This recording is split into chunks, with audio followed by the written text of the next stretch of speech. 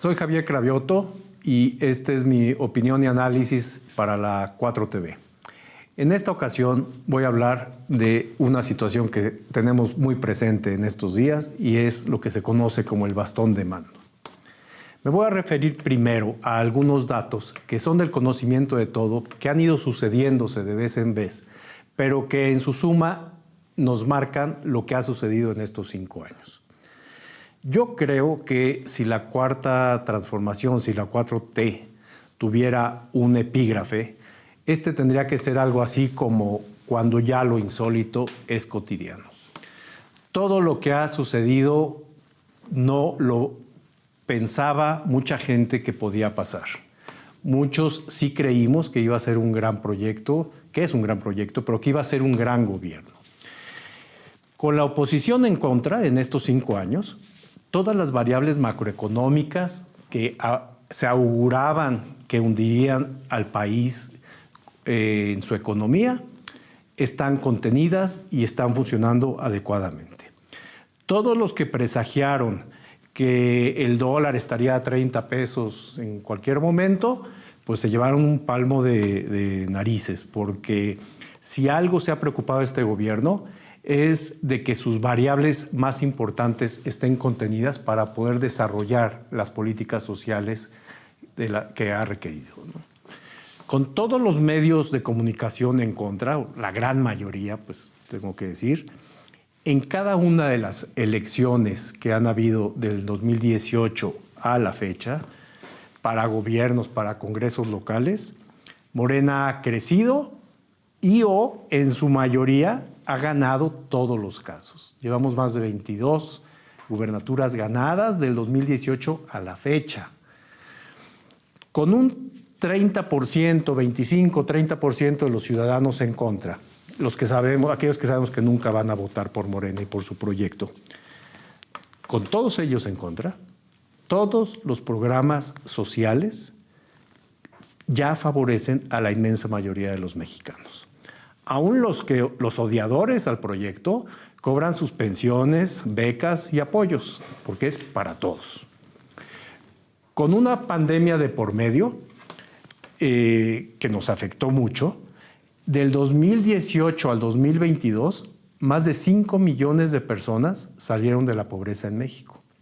En este mismo periodo, la desigualdad disminuyó.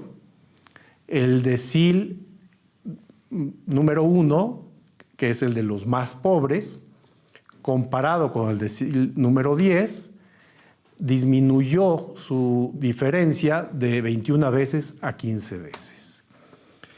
Con una guerra en Europa en contra que llevó los precios de las materias primas y todos los movimientos logísticos y los costos de la energía a máximos, la inflación en México ha tenido uno de los mejores comportamientos en el mundo. No quiere decir que no sea importante el tema inflacionario en México, pero comparativamente ha tenido uno de los mejores comportamientos comparado con el resto de los países.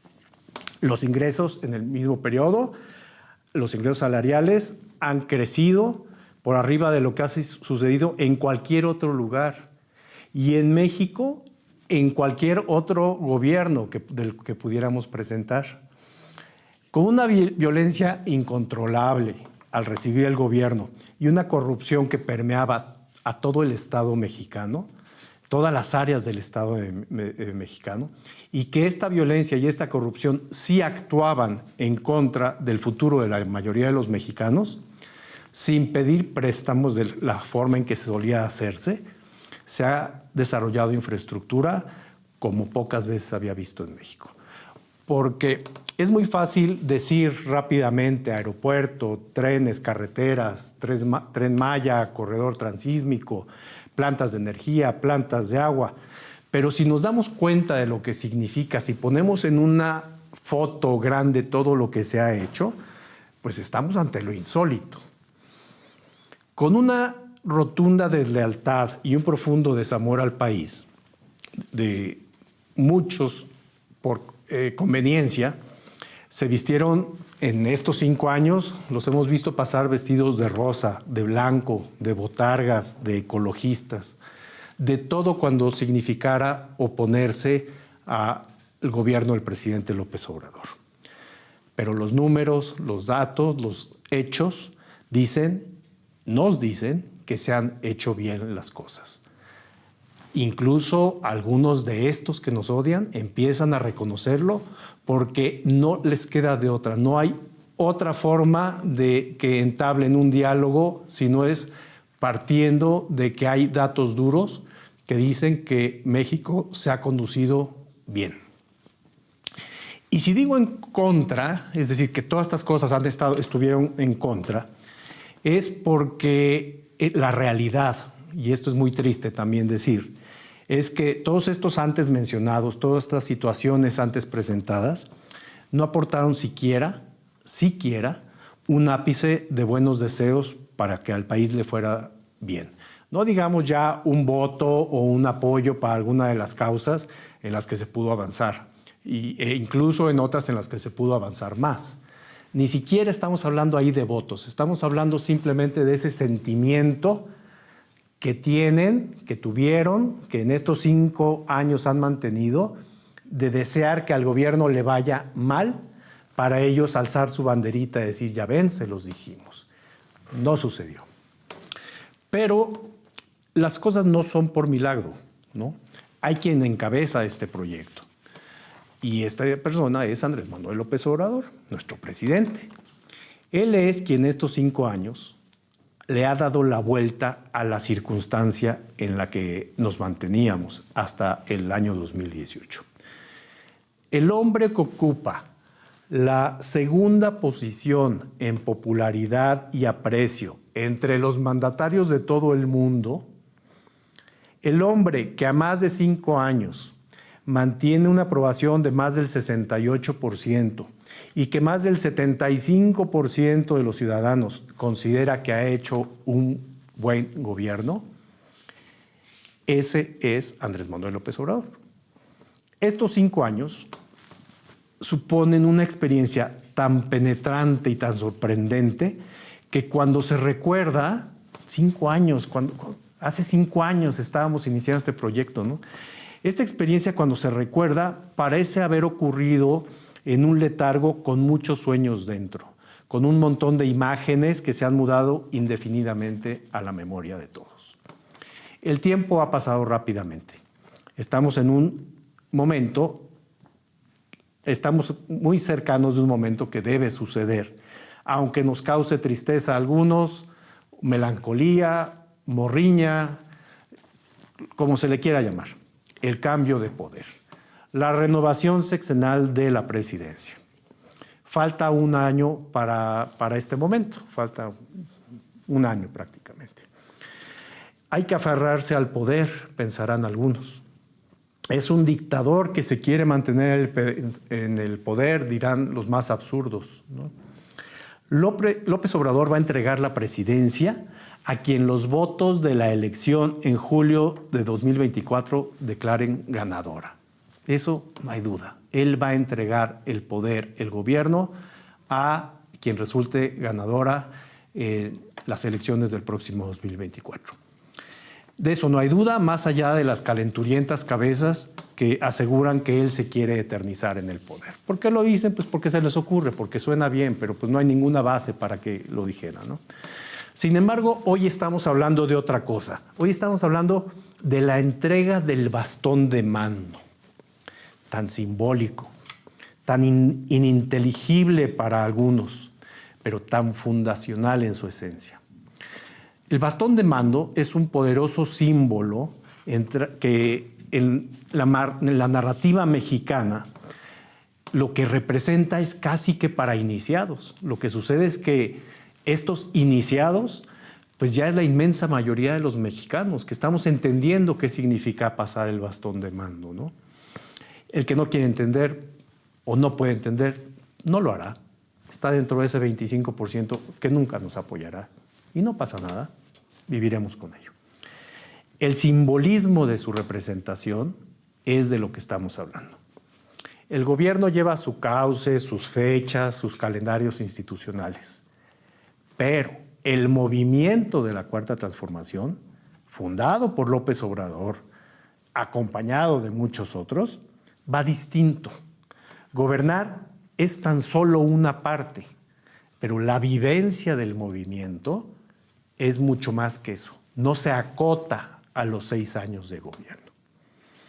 López Obrador dijo que cuando se eligiera a la persona que se convertiría seguramente en candidata a la presidencia y también seguramente, digo yo, quien será la que le suceda en el puesto, le entregaría el mando del movimiento. No del gobierno, del movimiento, de la Cuarta Transformación. Pocos le escucharon, pocos le creyeron. Su permanente presencia todas las mañanas hace parecer imposible que un día al encender el televisor ya no va a estar. Pero no va a estar.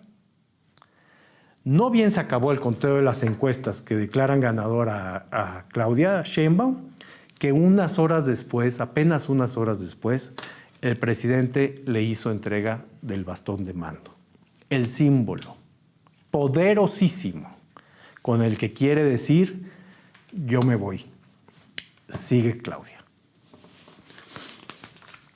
Que todo fuera un sueño de travesía en el que finalmente se regresa al lugar en el que se vive y en el que es impactante descubrir que todo está exactamente como se dejó antes de partir, no va a pasar. Ya es Claudia. Gracias, presidente. Gracias, Andrés Manuel. El hombre en la cúspide de su poder, en la cima del aprecio ciudadano, nos ha dicho, sigan ustedes. Si todos los logros materiales no fueran insólitos respecto a lo que se creía y decía por parte de los opositores, este solo hecho, el dejar de ser dirigente y dar un paso al lado, lo es. Cuando nadie se lo ha pedido, cuando muchos no quieren que suceda, él lo hace. Porque sí, porque es un hombre de palabra, porque es un demócrata y porque sabe que es la hora de las mujeres. Hay pocos ejemplos de personas que en la cúspide de poder lo ceden en beneficio de algo más grande, de una idea mayor. Hay un ejemplo muy claro. En Costa Rica, en 1948, hubo una guerra civil.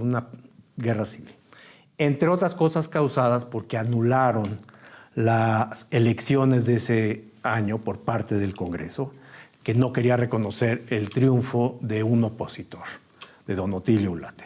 Bueno, esto propició que esa revolución llevó al poder a don José Figueres, don Pepe, como le dicen en Costa Rica. En diciembre de ese año, siendo el jefe de la Junta de Gobierno, siendo el general triunfante, decidió abolir el ejército. Consideró él que a un país pequeño y con pocos recursos, en lo último que debía comprometer sus dineros era en mantener un ejército. Siendo él el jefe, la cabeza, el general victorioso y tener todo el apoyo de ese ejército en esa revolución de la que fue triunfante. Y que era mejor gastar el dinero en educación. En vez del gasto en el ejército, gasto en educación. Años después, Costa Rica es lo que es dentro de los países de Centroamérica, gracias en parte a la sabiduría y a la decisión de saber ceder poder. Es necesario siempre hacer que lo importante verdaderamente sea lo importante. En el año 2018, al asumir el presidente López Obrador la presidencia, recibió de manos de los representantes de 68 comunidades indígenas y afromexicanas el bastón de mando. El bastón de mando, en símbolo del reconocimiento y apoyo al nuevo dirigente de la nación. Este es un hecho histórico. En su momento esto fue un hecho histórico cargado de un gran valor y también, por supuesto, de un gran contenido simbólico. Era inédito en este país eso. que las siempre marginadas y maltratadas comunidades indígenas, pueblos indígenas lo hicieran, significaba que veían en el presidente a uno de los suyos, a uno a quien le cedían su poder para que viera por ellos, para que les representara, para que fuera su voz. Eso sucedió en el 2018, en ese momento inédito. Así hoy, en realidad en estos días, López Obrador pasa otro bastón, inspirado en el simbolismo de los bastones indígenas. Pero este bastón es uno que significa que la cabeza y la dirección de la Cuarta Transformación ya no es él. Él renuncia, Claudia asume. Las encuestas no decían nada, nos decían desde hace un año que, y todas las encuestas, todas, las que nos quieren y las que no nos quieren, decían que Claudia sería la elegida. Hubo un proceso con muchos candados, con mucho trámite de por medio, y lo confirmó. Claudia fue quien cumplió el papel y por eso es ella quien recibe este bastón de mando. Ganando es que Claudia asume el liderazgo. Nadie le regala nada a Claudia, nadie le da nada a Claudia porque sí. Claudia recibe el bastón de mando porque lo ganó, se lo ganó. Es ella la que seguirá siendo ahora la cabeza de este movimiento. Tenemos una gran futura candidata y presidenta, una mujer preparada, científica, con experiencia de gobierno. Tiene, por supuesto, frente a sí grandes retos, ¿no? Tiene que abundar en la lucha por el feminismo, tiene que trabajar en revertir los efectos del cambio climático, tiene que continuar con la disminución de la pobreza, tiene que mantener el impulso a la educación, es decir, 1000 cosas. Como 1000 cosas son las tareas pendientes en este país, como 1000 cosas son las tareas de cualquier proyecto de nación, como es la Cuarta Transformación. Ha sido una gran decisión, creo yo, la que tomamos la mayoría en Morena. Claudia será la primera mujer en la presidencia de México. Se dice muy fácil, pero en un país con la historia de machos que hemos vivido desde la época históricamente, puedo hablar desde hace 500, 600, 700 años, que una mujer se convierta en nuestra próxima presidenta, refuerza lo que dije al inicio, cuando ya lo insólito es cotidiano. Estamos viendo cosas que nos sorprenden, estamos viendo cosas que cada día superan lo hecho anteriormente, cosas que inciden en un mejor país, cosas que inciden en un ejemplo, cosas que verán nuestros hijos, nuestros nietos, nuestras niñas, sabrán que hubo una mujer presidenta en el año 2024 en este país. La transferencia del bastón de mando implica también para Claudia, y no solo para ella, una gran responsabilidad. Es continuar con un proyecto que construimos entre muchos, que representa la gran oportunidad de México para hacer todo aquello que sí puede ser y que el neoliberalismo nos comió y se tragó. Muchas gracias.